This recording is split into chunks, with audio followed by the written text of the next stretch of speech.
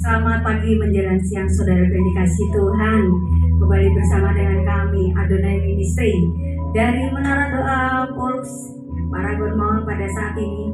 Mari kita persiapkan hati kita. Kita mau beribadah, kita mau menyembah Dia, kita mau mengagungkan namanya, dan terlebih lagi kita mau mendengarkan kebenaran firman Tuhan yang akan disampaikan nanti oleh Ibu Lasma Sianturi. Mari saudaraku, baik kita yang ada di tempat ini maupun yang mengikuti secara live streaming, kita persiapkan hati kita. Kita mau datang kepada Dia. Kita menyatakan bagimu Tuhan segala pujianku, segala penyembahanku, aku naikkan kehadiratmu. Bagimu pujian, kita akan nyanyikan lagu ini dengan segenap hati kita.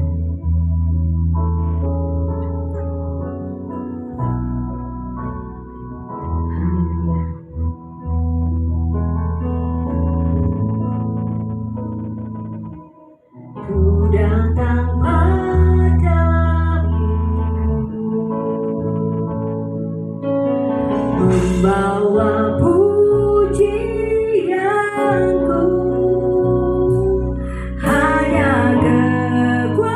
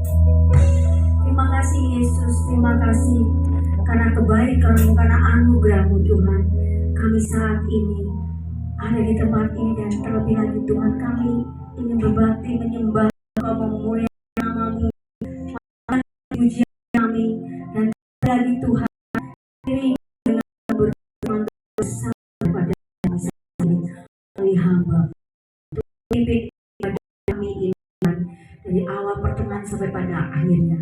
Setiap kami ambil bagian dalam pelayanan hari ini, terkhusus hamba-Mu yang akan menyampaikan kebenaran firman-Mu, Ibu Lasma Sianturi, berkati Tuhan hamba-Mu. Kami berdoa untuk setiap kami yang mengikuti secara live streaming maupun siaran tundanya nanti Tuhan. Kami rindu siapapun kami Tuhan, apapun keadaan kami, keberadaan kami, baik kami yang mungkin mengalami sakit penyakit, baik kami mungkin yang ada masalah, ada sesuatu hambatan atau tantangan dalam hidupnya, Tuhan, biarlah ibadah ini menjadi solusi bagi semuanya. Ada mujizat Tuhan dari ibadah saat ini. Setiap kami Tuhan, kami mau serahkan hidup kami, diri kami ke dalam tangan kuasa-Mu. Siap Tuhan, memuliakan nama-Mu, memuji dan mengagungkan nama-Mu. Dalam nama Yesus kami sudah berdoa. Amin. Baik, saudaraku, ya yang di tempat ini maupun yang mungkin bisa live streaming, mungkin hari ini melihat kami berbeda ya, karena memang hari ini tanggal 21 April bertepatan dengan Hari Kartini. Ya. Saya percaya setiap gereja ya hari ini mungkin semuanya dilayani oleh kaum wanita dan dengan berpenampilan berkebaya seperti saat ini ya. Kita percaya bahwa Tuhan kita sungguh baik, luar biasa. Amin. Dia sungguh baik. Dia selalu ada dalam kehidupan kita dan selalu memberkati kita. Kita akan nyanyikan lagu ini, Dia Sungguh Baik.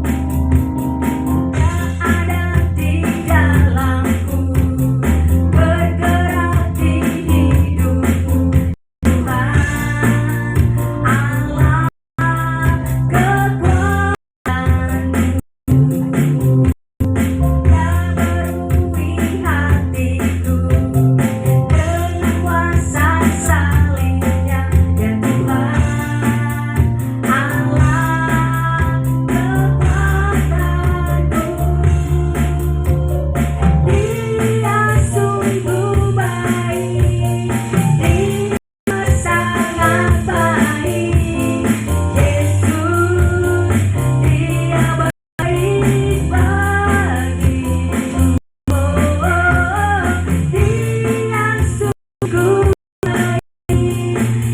dia sangat baik. Yesus dia baik bagiku. Mari kita nyanyikan lagi. Dia mati bagiku, dia mati bagiku. Dan Tuhan Allah kemenanganku. Kuasa maut dikalahkan, hidupku dipulihkan. Ya Tuhan Allah penyelamatku. Dia sungguh baik, dia sungguh baik, dia sangat baik. Yesus dia baik bagiku. Dia sungguh baik, dia sangat baik. Yesus dia baik bagiku. He is so good to you. He is so good to me. Jesus, He's so good to you and me. Oh, He is so good to you. He is so good to me. Jesus, He's so good to you and me. He's so good. He is so good to you. He is so good to me. He's so good to you and me. Oh, He's so good to you. He's so good to me.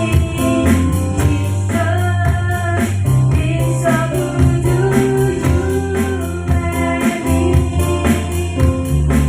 Jesus, He's so good to you and me. He's so good to you. He's so good to me. He's so good to you and me.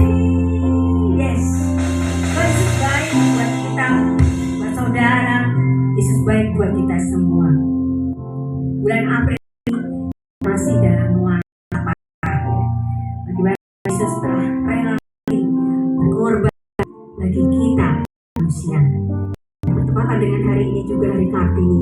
Bagaimana seorang wanita yang bernama Kartini yang merelakan hidupnya, menghabiskan hidupnya demi supaya wanita ada emansipasi, sederajat duduk merendah berdiri sama tinggi dengan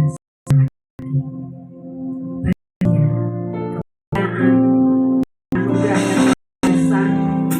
Yesus telah mati berkorban kita, yang kemuliaan hanya bagi Dia saja.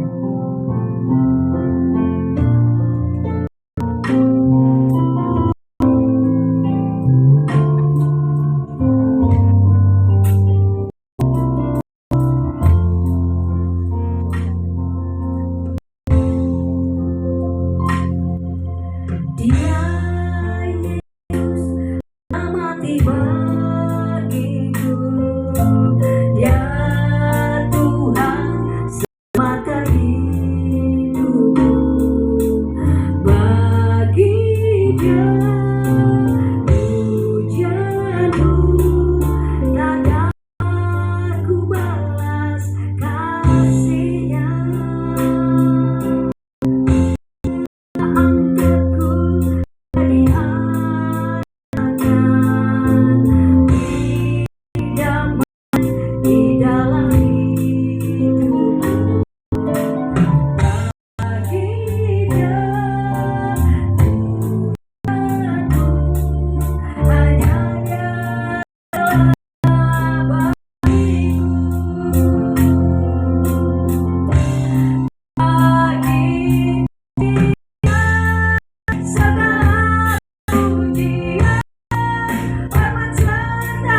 syukur tak selamanya bagi Dia. Segala pujian bermacam syukur selamanya. Sekali kita nyanyikan lagi dengan menghayati bahwa Yesus mati. Yesus telah dibagi, Dia Tuhan sama jiwaku. Bagi Dia pujianku tak dapat ku balas kasih-Nya. Angkatku jadi anak-Nya, damai di dalam hidupku. Bagi Dia sembahku, hanya Dia segalanya bagiku. Bagi Dia, bagi Dia segala pujian bermacam syukur tak selamanya bagi Dia. Segala pujian bermacam syukur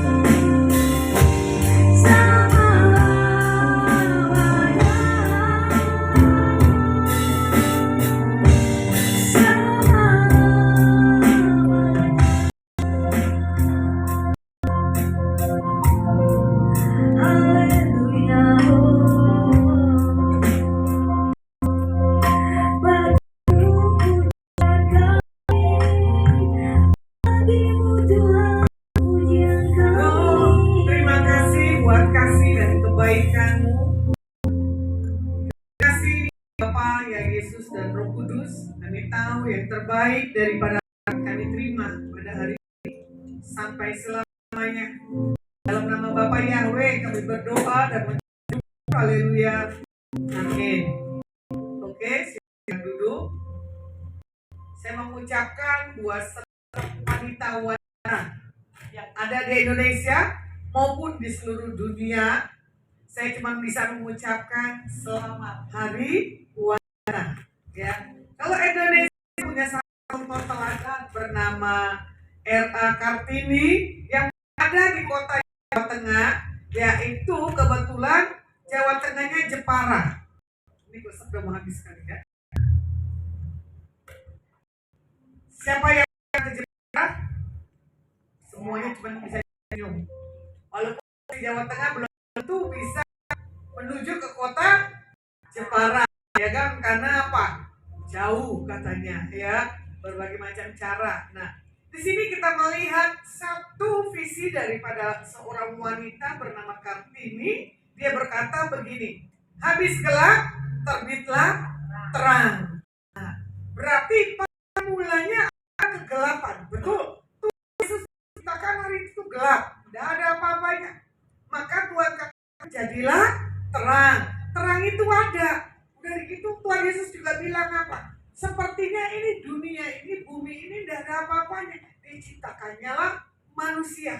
Ya, makanya di situ Tuhan memperlengkapi semua bumi ini, dunia diisi dengan segala apa yang bagi Tuhan harus lengkap.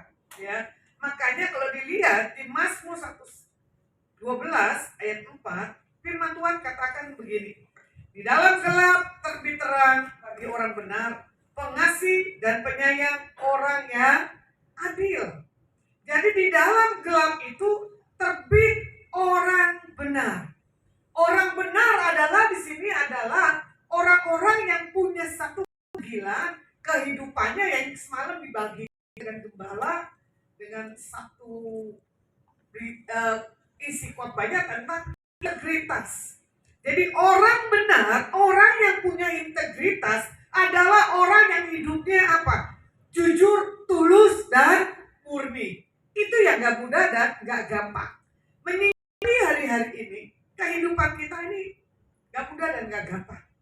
Sebelah kita ini orang baik atau orang jahat, kita juga gak tahu. Kita juga gak tahu orang ini tulus, murni, ya.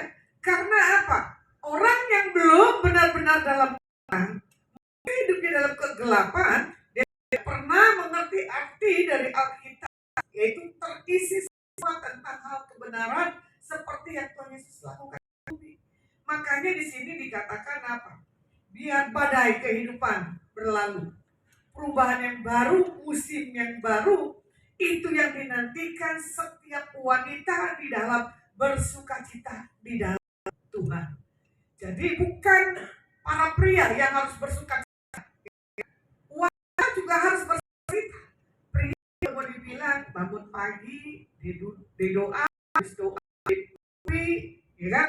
Ada bilang syukur, nggak ada sudah diberangkatkan, lakukan aktivitas seperti biasa. Ya kan?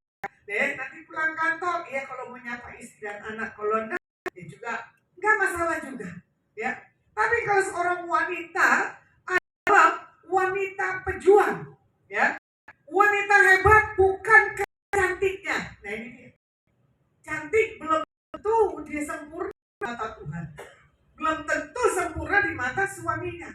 Masalahnya begini, hidupnya bersih apa? Nah ini juga kan, wanita cantik hidupnya bisa apa, ya kan? Hari ini wanita mau cantik, mau wajah pas-pasan, tetap kembali wanita yang mau punya perubahan atau enggak. Wanita yang sepertinya mau melakukan tugas wanitanya apa enggak, saya juga nggak ngerti. Tapi kalau mau dilihat ya, para pria-pria kalau sudah masuk membuat masakan menu, feeling laki-laki lebih bagus daripada wanita. Makanya saya kadang terbalik, itu yang koki-koki itu cocoknya wanita apa pria ya Tuhan, kok jago-jago masak.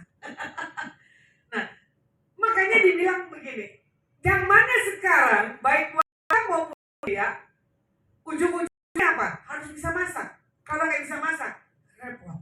Kayak makan-makan sembarangan pun salah, sama seperti saya kemarin. Ya, terlalu saya menikmati makanan di luar selama 2 mingguan. Ya, dari minggu yang lalu saya ada di kota Solo, makannya enak. Tapi saya di situ di restoran saya makan sambal karena itu restoran enak banget. Baru saya ketemu di kota Solo selama ini Wisma Gang. Saya tanya rekan-rekan yang lain, oh iya Bu, itu paling enak Chinese foodnya, ya kan? Pas udah gitu kita pulang lah ke Salatiga. Saking padatnya perjalanan ada di kota Salatiga perjalanannya itu. Kita makan bakso. Saya udah bilang jangan pakai sasa. Memang bermasalah kali sebelumnya. Saya punya pencernaan, ini kesaksian sedikit ya. Karena wanita perkasa ujungnya apa? Bisa KO juga. Saya tolak rumah sakit bertahun-tahun. Ternyata ini rumah sakit yang Pulau Projo udah 2 kali loh dari kehidupan saya. Keluar dari situ saya bilang ini, saya tolak, nggak akan balik lagi rumah sakit Pulau Projo. Saya bilang sama suster yang hidup saya harus merdeka, tidak boleh mengalami kelemahan. Pas makan bakso setelah selesai saya bilang ini, waduh ini pencernaan saya ini bermasalah nih. Saya bilang gitu kan. Berhenti cari Alfamart. Saya minum tuh Yakult 2. Saya pikir sudah. Saya tidur itu malam langsung meriang. Saya ih kenapa ini? Ruangan kan sudah dingin, kenapa pada keringetan? Itu saya menggigil. Ini jeleknya jomblo begini nih. Berarti Pak Ot kamu dan Pak Kusbandi beruntung ya seorang laki-laki dan pendamping. Saya nggak ada pendamping. Saya diam, saya menikmati bergelut dalam kelemahan dalam tubuh. Tapi saya cuma bilang begini, kalau Tuhan kasih aku kekuatan selama ini, kenapa? Karena satu hal, aku tuh selalu mengalami kelemahan di dalam hal pencernaan. Dari dulu saya bertahan. Hari Senin, ya toh, masuk lagi ke menara doa, saya tetap cuek. Saya apa gitu, saya anak saya minum obat, saya beli nasi putih kali di situ 3.000. Saya bilang dengan rekan saya, ada ya nasi 3.000, lucu ya, menunya sedikit. Nggak tahu, makan dulu baru saya minum obat. Siangnya saya makan lagi sedikit dengan tamu, enak banget, pedes, asam, gitu, nikmatnya luar biasa. Kebetulan di situ ada jus, tebu dan jeruk nipis, seger bagi saya. Udah bermasalah, nikmatin itu kenikmatan pada saat itu. Ujungnya sore, saya nggak mampu. Coba saya bilang saya mau pulang. 2 malam lagi saya bergelut lagi dalam kelemahan tubuh. Saya bukan orang yang gampang nyerah sakit, ya. Saya cuekin. Saya pergi lalu selasanya ke dokter. Saya coba sampai hari ini, ternyata nggak mempan juga. Kenapa? Datang tidur, duduk nyembah, datang lagi, tidur lagi, keluar duduk, gak makan sama tamu, nyembah, tidur lagi. Saya bilang, kenapa hidup saya begini ya Tuhan? Saya bilang, ada yang salah enggak ya? Akhirnya saya bilang, makan saya habis, ya. Bu, saya gak mampu, ayo kita ke rumah sakit. Kebetulan rekan saya juga mau takut, saya galang, karena dia tahu saya benci rumah sakit. Saya beli namanya jarum, ya. Apa daya? Masuklah itu ke rumah sakit. Lucunya suster, 3 tusukan. Saya bilang, aduh Tuhan tolong. Satu di sini. Ibu jangan tegang. Kan sudah bilang dari awal, saya tidak bisa masuk apapun dalam tubuh. Nempel aja sebentar. Saya bisa tahu, apalagi di jam. Gagal. Yang pertama karena saya tegang. Diambil lagi di sini. Saya teriak lagi, aduh, ibu jangan tegang, gagal. Saya bilang, udah 2. Kalau ketiga kali nggak jadi, saya nggak mau dirawat. Saya bilang begitu kan. Jangan siksa tangan saya dengan hal yang menyakitkan. Akhirnya yang ketiga itu lolos. Pas sudah lolos saya bilang gini, Susus, tolong kayak baby. Taruh di sini saya pakai, karena apa? Saya sadar nggak bisa diam. Tangan saya pasti di hidup saya pasti akan bergerak selama ada di rumah sakit maupun dimanapun. Akhirnya berhasil itu tindakan. Ternyata saya suruh rekan pulang itu jam 11, dia nggak mau pulang karena mau nunggu, ya. Biar saya disuntik, tak kenapa. Cuma diambilnya jam 3 pagi, saya dibangunin. Tapi di situ saya menahan sakitnya luar biasa sampai tuh pagi, sampai tuh besok perut saya ngegaruk luar biasa. Saya bilang Tuhan tidak pernah mengalami sakit yang seperti ini. Ampuni Tuhan, kalau saya ini bodoh, kalau saya ini rakus, tidak melihat kondisi bodi saya. Sampai di hari kedua dirawat rumah sakit, tetap pembuangan. Dan di situ baru berhenti. Udah begitu disuruh lagi pakai takaran, suruh kotoran saya ditampung. Gimana caranya nampung? Tapi saya belajar berusaha. Baru di situ diketemukan ada bakteri dan jamur. Bayangin, yang kita makan harusnya kan sudah kebuang di sini. Jamur dan bakteri yang sudah datang. Di situ saya bisa melihat karya Tuhan itu dahsyat dan ajaib. Apa yang kita makan sama seperti yang dibilang begini. Apa yang kita makan tentang kebenaran Alkitab itu adalah satu hal kekuatan bagi setiap kita. Makanya wanita cantik bukan karena dia hebat dan pintar. Tapi wanita cantik, wanita yang merenungkan firman pagi, siang, dan malam. Wanita cantik bukan karena dia punya segala hal kayanya, pintarnya, petanya, dan yang lain-lainnya. Bukan popularitas, bukan karena kehebatan suaminya, gak juga. Cantik kehidupannya ujungnya kecelakaan. Tapi dengan pria yang lain. Kedua, kalau wanita yang benar-benar cantik di mata Tuhan adalah yang menjaga satu integritas, yang menjaga satu kekudusan di dalam hal takut akan Tuhan. Makanya wanita yang cantik di hadapan Tuhan adalah orang yang suka duduk diam di bawah kaki Tuhan, membawa satu hal kesenangan di hadapan Tuhan, membawa suami, membawa anaknya, membawa keluarganya, membawa Indonesia, segala apa pokok doanya. Itulah yang menyenangkan Tuhan. Nah, makanya di sini dikatakan adalah wanita yang mampu menyelesaikan kehidupan masalahnya. Jadi dia yang gampang, ya. Menikah salah, nggak menikah salah. Kembali lagi. Kasihan, ya. Saya konseling. Kamu dari awal saya lihat hidupmu tidak mengalami satu hal kemerdekaan. Kenapa? A, B, C, D, D, B, D, D, B, sampai gimana saya nggak mau tahu. Kalau kamu punya ketakutan akan Tuhan, permasalahan apapun tidak bisa dibohongi. Mata dan seluruh penampilan itulah mencerminkan siapa Tuhan dalam dirinya. Dia bilang apa? Saya kesepian. Saya kaget. Kesepian saya apa dia? Ayo. Dia punya anak, dia punya cucu. Saya tidak punya suami, saya tidak punya anak. Kok dikatakan kesepian? Cuma saya bilang begini, itu namanya berhala kamu. Kalau orang yang melekat ke Tuhan, ya, nggak mandang kamu merasa kesepian. Saya di jomblo, bahagia. Ini pun bagi saya bisa, saya mampu. Bahkan kemarin pun saya keluar rumah sakit pun harus ribut dengan suster. Kenapa? Saya punya pelayanan. Rekan saya takutan kemarin. Loh, ibu baru sakit ngapain nyetir? Gak apa-apa. Asal kita punya Tuhan. Tangan masih bengkak. Ya kan? Kanan. Kiri tangan saya masih saya klek. Kenapa? Baru ambil pen saya. Saya bilang, iblis coba merusak, ya, kedua tangan saya supaya tidak punya aktivitas. Tapi saya wanita yang hebat di mata Tuhan. Wanita yang gak gampang menangis kalau tidak dalam hadirat Tuhan. Saya bilang begini, kamu bisa stop gak pelayanan? Gak usah kesana sini. Saya juga gak tahu kenapa saya gak punya kerinduan lagi tuh berangkat keluar kota lagi seperti dulu. Gak tahu Tuhan lagi bawa saya ini masuk dalam satu dimensi saya mendekat ke Tuhan. Saya gak tahu kehidupan saya seperti gimana. Saya nggak tahu kehidupan buat pelayanan saya gimana.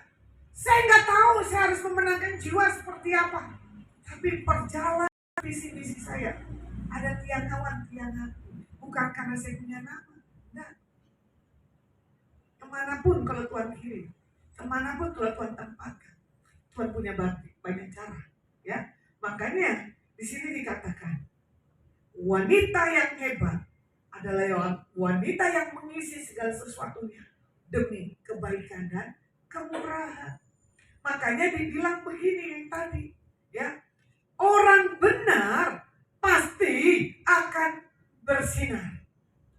Orang benar pasti mempunyai dampak yang luar biasanya. Orang benar berarti dia punya sikap penyayang dan murah hati. Itu semuanya kembali ke Alkitab. Galatia 5, buah-buah. Menjadi orang benar itu gak mudah, ya. Biarlah kita di dalam mendidik anak takut Tuhan, dibuat Tuhan berhasil. Biarlah kita berdoa buat suami, yaitu dia punya takut Tuhan dan diberkati Tuhan dengan cara Tuhan yang dahsyat. Makanya di sini juga dikatakan bagaimana kita bisa meneladani dari seorang wanita Kartini. Di Alkitab Sarah, ya, Deborah, ya, Rahel, ya. Nah, kalau lihat kita ini kembali karena kita orang Timur Indonesia, Kartini, zaman Surabaya, ya, dipingit. Nah ini kata dipingit adalah bahasanya wanita yang tidak boleh bertemu dengan pria. Dipingit berarti wanita yang dikhususkan seperti Esther, ya toh? Dipersiapkan, dipercantik, dibuat satu hal rempah-rempah dalam kehidupan tubuh daripada wanita ini. Makanya di saat mengalami proses, kita melihat Kartini, dia wanita yang suka belajar, wanita yang suka tentang kehidupan bergaul. Filmnya sih lucunya begini, Kartini itu hidup di desa, tapi kan kok mewah sekali, ya, rumahnya pun mewah, ya, karena dia seorang keturunan, punya satu hal ninggratnya bahasa Indonesianya, ya. Dan di situ dia selalu punya satu gaya tertawa yang sungguh mempesona wanita-wanita yang lainnya menjadi teladan. Karena apa? Dia mudah bergaul. Kalau kita mau lihat lagi tentang wanita Indonesia sebagai penyembah, pemuji dan penyembah yang kembar, Melisa dan Melita, ya. Bagaimana ini wanita yang benar-benar dibawa Tuhan ini mempunyai satu hal iman yang membawa dampak. Dia bilang begini bahasanya, apa sih yang dicari di dunia ini? Dunia dari apanya? Populer, itu sekejap. Tapi cinta akan Tuhannya seperti gimana? Selesai sampai akhir atau di pertengahan, itu pilihan, ya. Makanya dia punya lagunya apa yang terakhirnya itu menyentuh sekali, saya lupa baiknya. Tahu nggak lagunya yang terakhir yang mau dibuat?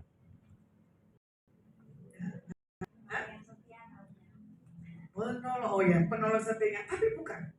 Pak Yonas dengerin lagu terakhirnya, saya bilang, waduh, lagu terakhirnya aja tuh menyentuh, ya. Bagaimana dia cuma bilang, di depan dia punya kesakitan, dia cuma bawa pujian dan penyembahan di hadapan Tuhan, dia bawa permasalahan dalam setiap kehidupannya. Bahkan dia merasa kesepian, ya. Karena apa? Rumahnya seperti kuburan katanya, ya. Karena kehilangan kakaknya. Tidak ada komunikasi dalam satu rumah. Saya bilang kok bisa, ya.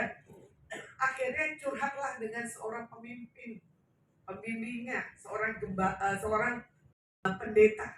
Terjadi polemik, betul nggak? Terjadi polemik selama 3 tahun, tapi tidak ada sikap dan tindakannya. Itu udah satu hal, kapal yang cocok sama-sama seorang penyembah. Tapi Tuhan punya cara yang berbeda. Tapi Tuhan panggil dengan cara dia tetap melayani walaupun kondisi lagi sakit. Nah, kemarin pun juga sama. Posisi sakit pun, kalau saya punya pelayanan, kalau saya kaki saya lumpuh, ya saya nggak akan berjalan. Ya, tapi kaki saya masih mampu, ya saya harus berjalan. Kemarin saya iseng, ya, malah saya rekam nyanyi di rumah sakit. Ternyata ada orang yang bisa melihat saya, videonya kayaknya video rumah sakit nih, bukan video biasanya Bu Lasma. Saya ketawa, hahaha. Ternyata ada jemaat yang bisa menilai, ya. Saya sudah tutupi karena apa? Muka saya seger. Kalau saya nyanyi dari hari pertama muka saya pucat, waduh, malu-maluin, ya. Itu pun saya sudah mempercantik diri dengan pakaian tidur. Saya nyanyi apa sih? Saya lupa, ya.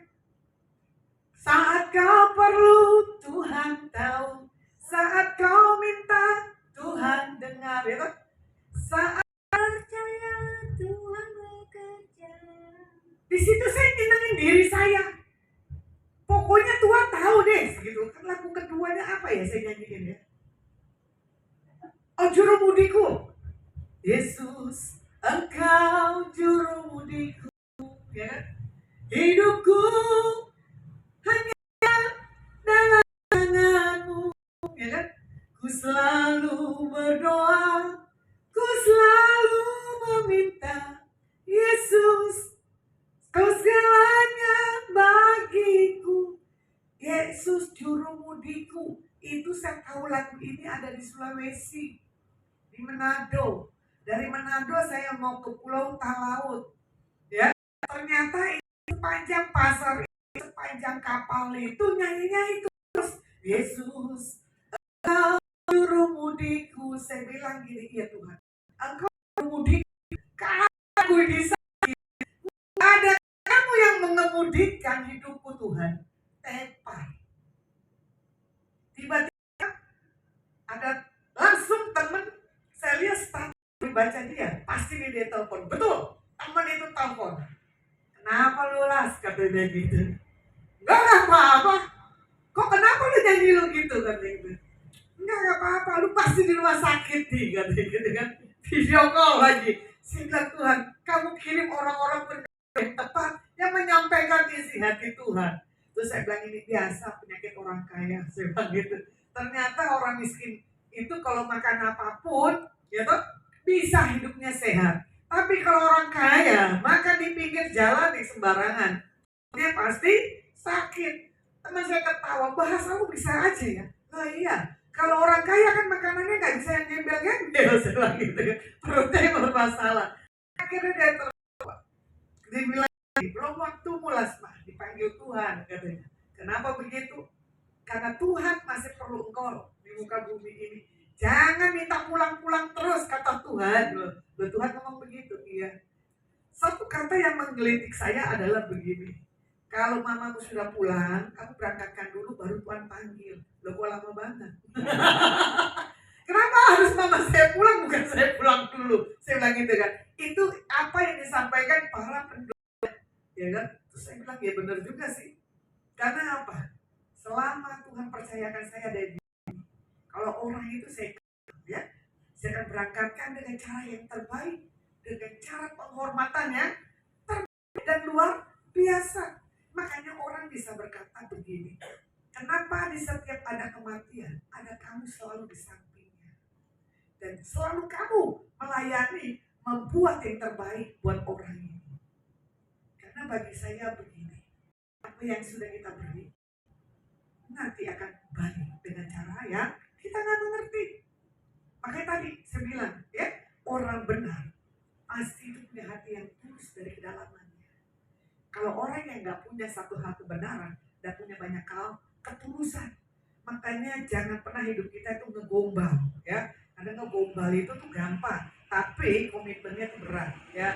Makanya di sini kita melihat, ya, Kartini itu lahir pada 21 April 1879 dan dia wafat 17 September 1904 di usia 25 tahun. Masih muda kan? Makanya usia gak mandang lanjut maupun dini. Kalau Tuhan sudah panggil, waktunya sudah tepat, pasti Tuhan panggil. Nah, kita melihat di sini hidupnya terbilang Kartini pendek, ya. Namun dia hidupnya satu hal antusias dan semangat pengharapan. Dia cuma berkata setiap wanita-wanita Indonesia tidak boleh dibawa perbudakan. Makanya pernahlah jadi presiden Indonesia wanita yang pertama Megawati. Sudah selesai, ya. Tahu nanti selanjutnya ada wanita dari Indonesia. Ada, ya. Hanya menterinya aja wanitanya cuma ada berapa orang. Kalau bisa di periode selanjutnya wanita semua, sabu bersih. Ya, tapi memang kalau wanita selalu medi perasaan.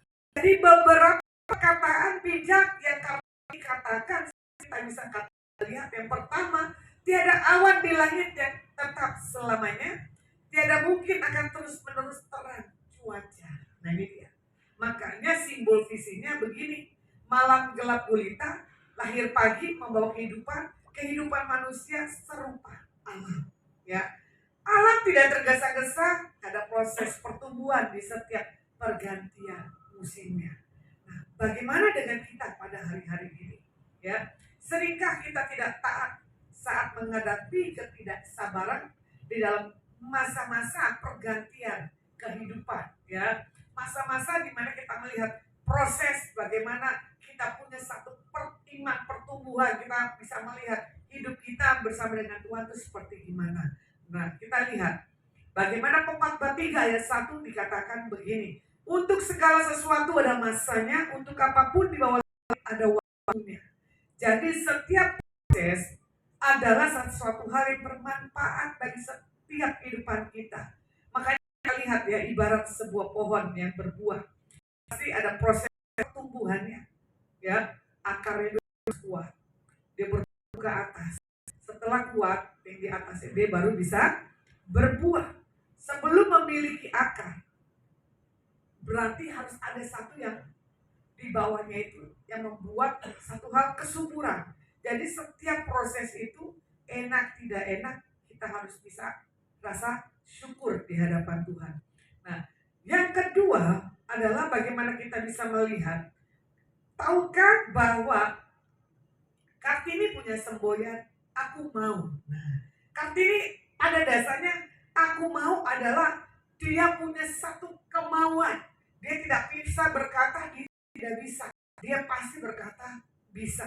Makanya di sini tidak ada kata tidak dalam kehidupan Kartini, ya. Makanya Kartini, aku mau membuat segala sesuatu itu sampai selesai atau sampai pada puncaknya. Bukan karena ketidakmampuan, tapi dia bisa memampukan karena dia tahu kali ya ada Tuhan yang menyertai setiap kehidupannya. Nah, di sini kita juga melihat ya bagaimana di dalam usianya 25 tahun bukanlah waktu yang singkat. Dia hidup di dalam berbagi kasih, dia menjadi satu teladan di dalam kehidupan iman di dalam Tuhannya. Makanya kita melihat ya, dia setiap janji-janji bagi wanita-wanita hari-hari ini dan ke depan. Janganlah goyah. Engkau pasti kuat, engkau pasti dimampukan, engkau punya satu hal integritas yang berbeda di dalam segala apapun. Yang ketiga adalah gadis yang pikirannya yang sudah dicerdaskan. Makanya datanglah dari negara-negara mana, dia tahu tentang tulisan kata-kata Kartini. Di situ juga ketemu dengan orang tuanya dan tidak bisa juga Kartini bisa keluar dengan seenaknya. Tapi di situ Kartini menulis sebuah buku khusus yang untuk dibukukan. Bahkan setiap apa yang ditulis maupun diucapkan masih ada kenangan yang begitu menyentuh para wanita. Dan sampai hari ini pun di Kota Jepara, Museum Kartininya pun sudah dipercantik dan sudah diperindah. Di situ bagaimana ada satu mesin tiknya, di situ juga ada bagaimana dia punya tempat duduk dan tempat yang lain-lainnya. Ya, kalau mau berkunjung yang menyaksikan live maupun siaran ulang, silakan visit ke Kota Jepara, 2,5 jam dari Kota Semarang. Ya, kita melihat bahwa Kartini jadi teladan di dalam setiap tekanan apapun, dia tetap percaya, dia tetap kuat, tidak goyah. Walaupun dia di penjara, ya, kebebasannya sebagai wanita yang punya potensi yang besar itu tidak pernah diaktifkan. Seperti pernah saya baca buku tentang 10 wanita-wanita ilahi yang benar-benar dipakai Tuhan itu dahsyat, ya, wanita-wanita yang berhasil. Makanya Kartini adalah menjaga integritas hidupnya dan tidak boleh membuat satu hal kebodohan. Walaupun dia istilahnya banyak yang naksir para pejabat-pejabat lah, ya, walaupun bujangan maupun duda. Tapi Kartini menikah dengan istri yang keberapa ya, suami yang jadikan istri keberapa gitu ya. Dia harus terima. Sementara dia single, ya kan, karena apa? Perjodohan. Nah, di situ tapi suaminya kasih kebebasan, karyanya dia bisa dikaryakan. Nah, makanya di sini kita belajar ya. Kartini dia tidak pernah berhenti belajar. Kartini punya sudut pandang yang baik. Dia percaya dia akan mempersiapkan satu generasi wanita-wanita yang perkasa di akhir zaman. Nah, di sini juga dikatakan bagaimana di sini suaminya pernah berkata bahwa hidupnya belum berarti kalau dia belum bisa bagi satu dengan yang lainnya. Kalau kita lihat Efesus 5 ayat yang ke-8. Memang dahulu kamu adalah kegelapan, tetapi sekarang kamu adalah terang di dalam Tuhan. Sebab itu hiduplah sebagai anak-anak terang. Kalau hidup sebagai anak-anak terang, orang akan melihat hidup kita akan terpancar, ya. Jagalah pertumbuhan rohani kita sampai akhir.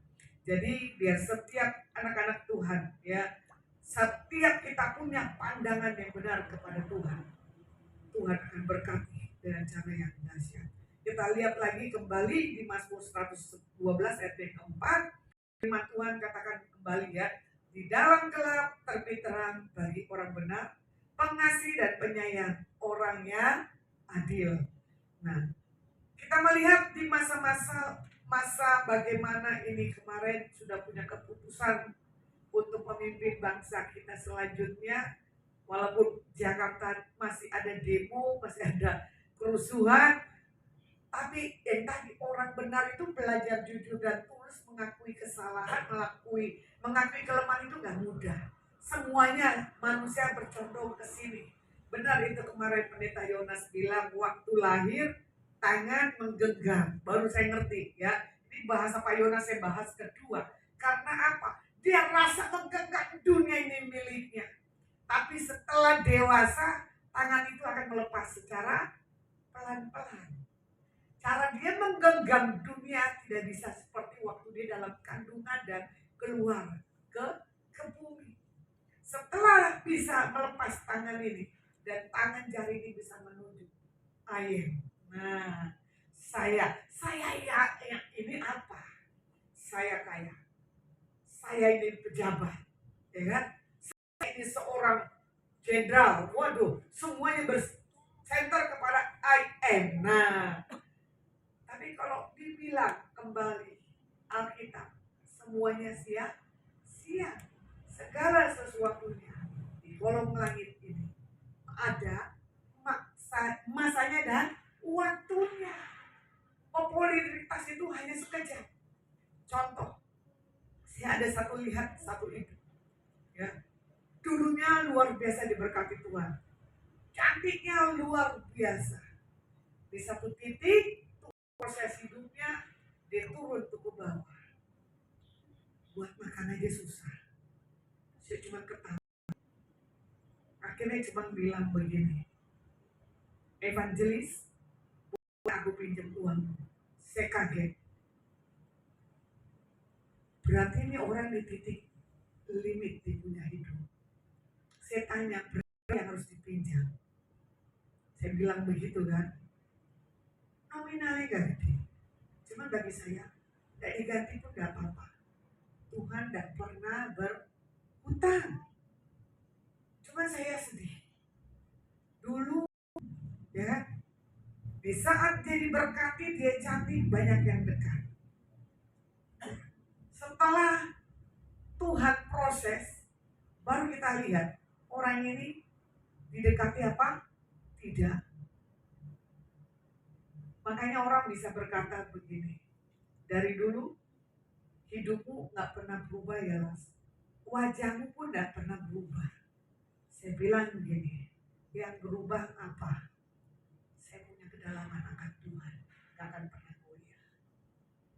Sekali Yesus, selamanya Yesus, harapanku takkan hilang, karena kasih-Nya sekarang ku ada. Oh Yesus, ku cinta Kau selamanya. Sekali Yesus, sekali Yesus, selamanya Yesus, harapanku takkan hilang, karena kasih-Nya sekarang ku ada. Oh Yesus, selamanya. Makanya ya, jangan rasa ini sendiri, nggak ada yang mengerti, nggak ada yang peduli. Berarti dia tidak mengerti isi Alkitab. Kalau orang yang mengerti isi Alkitab, kalau orang yang menghidupi Alkitab, kehidupannya ya dalami. Ya. akan merasa kesepian, gak akan merasa kesedihan, walaupun dilukai, dia gak akan sakit hati. Dia cuma bilang misalnya begini, Tuhan yang bela, Tuhan yang tolong. Bagaimana kita hari-hari ini dalam meresponi kita punya hidup dengan sikap yang benar punya ketulusan. Karena orang selalu punya kemunafikan. Kelihatannya baik, tapi tidak baik. Kelihatannya tulus, tapi nggak tulus. Bohong elit. Aduh, itu saya banyak sekali lihat orang-orang bilang, wah ini gaya gini nggak benar. Nah, ini orang nggak tulus. Makanya kalau orang benar, orang yang tulus dipertemukan orang-orang yang benar. Kalau orang itu nggak benar, itu sekejap aja kok akan pinggir dari setiap kehidupan. Nah, kalau mau dilihat Yesaya 61 dan ketiga, telah menjadi teranglah sebab terangmu datang dan kemuliaan Tuhan terbit atasmu. Sebab sesungguhnya kegelapan menutupi bumi dan kekelaman menutupi bangsa-bangsa, tetapi terang Tuhan terbit atasmu dan kemuliaannya menjadi nyata atasmu. Bangsa-bangsa berduyun-duyun datang kepada terangmu dan raja kepada cahaya yang terbit bagimu.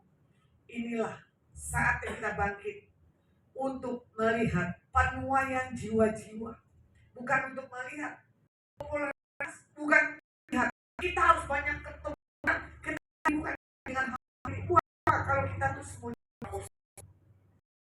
lebih baik duduk di bawah Tuhan, ya.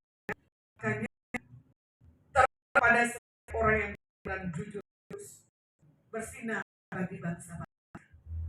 Kemudian dibilang, saya baru ketemu orang sekali aja, orang itu pasti akan jatuh cinta berkali-kali. Gak laki, gak perempuan. Ya, karena apa? Ada satu hal ketulusan, integritas. Bahkan orang pelit pun ketemu saya gak akan pelit. Betul gak? Ada yang ketemu orang pelit tiba-tiba gitu. Gak ada. Makanya kadang orang bilang mesti ketemu orang-orang yang gablek, orang-orang yang pelit, orang-orang yang pakai logika. Orang dunia dan orang di dalam spiritual sama, ya. Makanya sebagai dalam terang, kita menuntun orang gelap itu kepada terang yang Tuhan, bukan kepada yang lainnya. Makanya orang-orang akan melihat terang itu akan bersinar.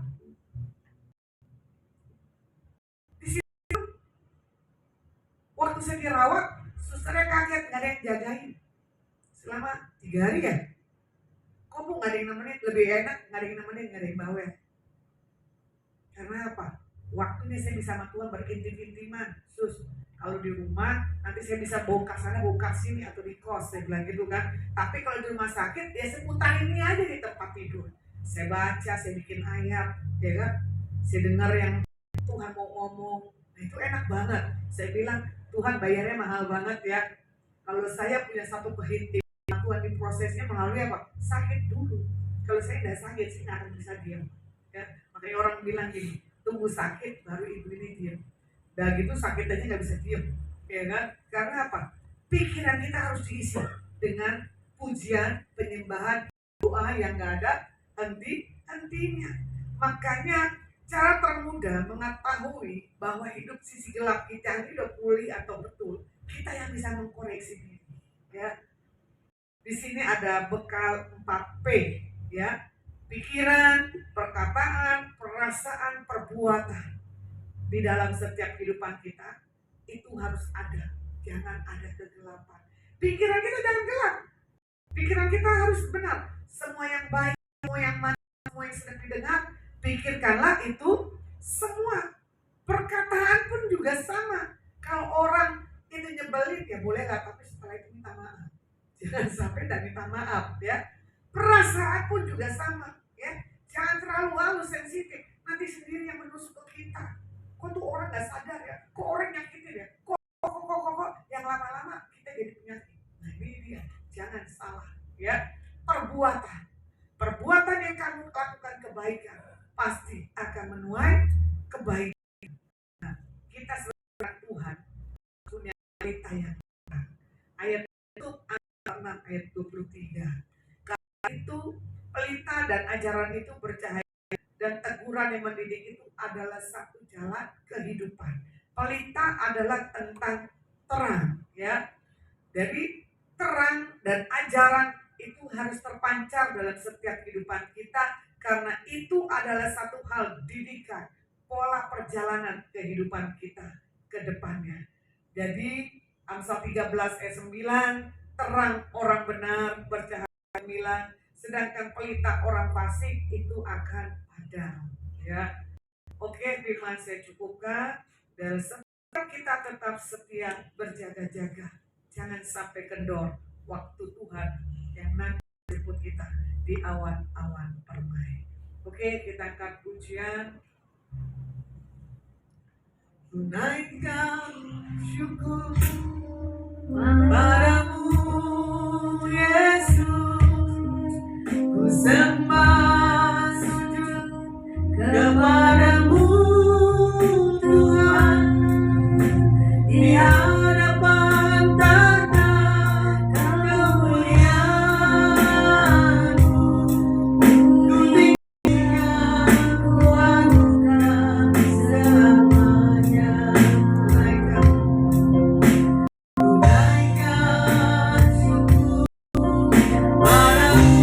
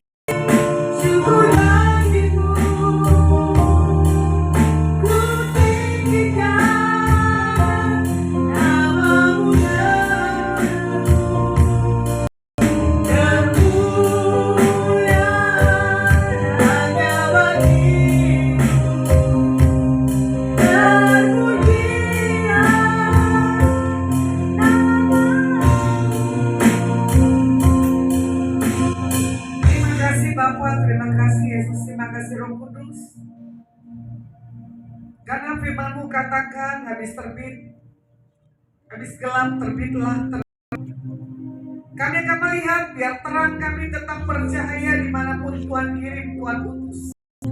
Karena kehidupan kami harus memancarkan integritas, memancarkan kebenaran Alkitab dalam setiap kehidupan kami. Karena kami mau jadi teladan dalam setiap kehidupan, setiap apapun langkah perjalanan kami. Biar kami menjadi seorang yang mempunyai satu hal panggilan. Kalau R.A. Kartini di Indonesia yang belum mengerti kebenaran-Mu, tapi dia tahu kebenaran-Mu. Begitu pula kami yang tahu bagaimana kebenaran-Mu. Biarlah kebenaran Alkitab-Mu terus tertanam bagi setiap kehidupan kami. Kami mengalami kemerdekaan, kami mengalami kelepasan dan pembebasan. Tidak lagi perbudakan ketakutan di atas para wanita-wanita ilahi-Mu di akhir zaman. Terima kasih buat satu hal kecintaan-Mu bagi setiap kami Tuhan. Kalau kami ada sampai hari ini, itu karena kebaikan dan kemurahan. Kami berdiri bagi wanita Indonesia, bagi wanita buat bangsa. Kalau wanita buat pergerakan untuk membawa perubahan, kebenaran Alkitab terpancar setiap hidup anak-anak Tuhan. Kita diberkati. Kami berdoa pada hari ini buat bangsa kami Indonesia 34 provinsi, kami serahkan ke dalam tangan. Hati kami rindu untuk pertobatan dan keselamatan.